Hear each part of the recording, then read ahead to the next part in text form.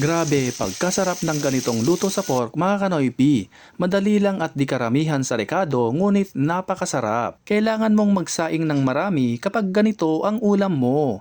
Lakas makakanin sa sobrang sarap. Kung gusto mo rin ng ganitong ulam, tara at lutuin na natin. Sa recipe na ito ay gagamit tayo ng pork belly. Lagyan ng asin para ito ay magkalasa.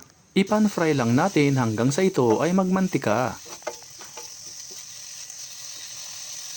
Haluin din ito ng paminsan-minsan. At kapag ganito na ang itsura, maglagay na tayo ng butter. Kung walang butter, pwede rin ang margarine. Kapag natunaw na ang butter, gisahin na ang bawang.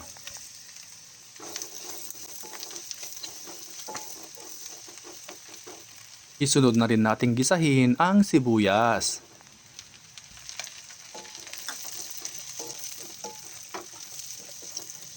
At kapag naamoy nyo na ang aromatic na amoy nito, ilagay na natin ang mga pampalasa, ground black pepper, oyster sauce, at syempre, soy sauce.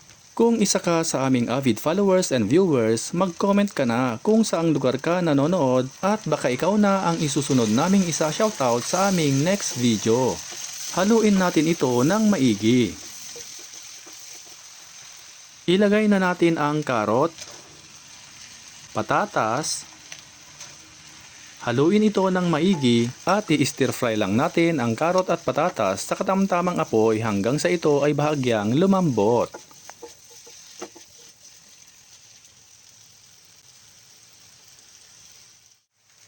At this point ay medyo malambot na ang ating karot at patatas.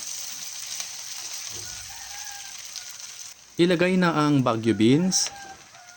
I-stir fry lang natin hanggang sa tuluyan na silang maluto.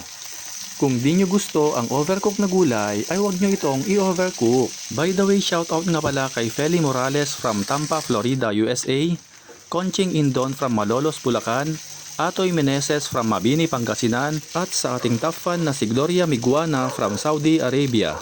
Ayan, at luto na ang ating pork belly stir fry. Ihanda na ito at tawagin na ang buong pamilya. Itsura pa lang mga kanoypi, nakakatakam na. Siguradong mapapakanin ka na naman sa sobrang sarap.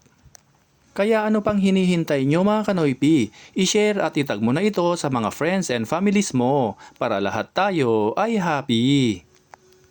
Maraming salamat po sa walang sawang panonood at pagsuporta. At kung bago ka pa lamang dito sa aming page ay mag-follow ka na para updated ka lagi sa aming bagong recipe.